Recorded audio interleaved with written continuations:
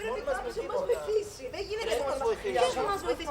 Τα πουλιά θα μας βοηθήσουν. Γεια σας, πουλιά. Γεια σας, τι κάνετε? Εγώ είμαι Προκόπης. Εγώ είμαι Βερονίκη. Εγώ είμαι Αστέριος. Εμείς οι τρεις που μας βλέπετε είμαστε φίλοι από το σχολείο. Πηγαίνουμε Τετάρτη Δημοτικού και έχουμε φτιάξει μια συμμορία η οποία έχει σκοπό να καταπολεμήσει όλα τα κακά που συμβαίνουν γύρω μας.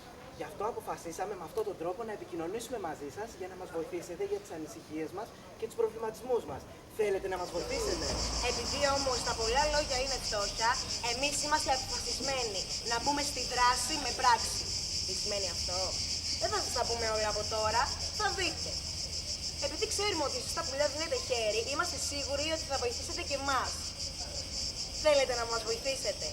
Προσέχετε όμως να είστε σε ετοιμότητα, γιατί η πρώτη αποστολή ξεκινάει τώρα. Το σύνθημά μας είναι Όλοι για όλοι!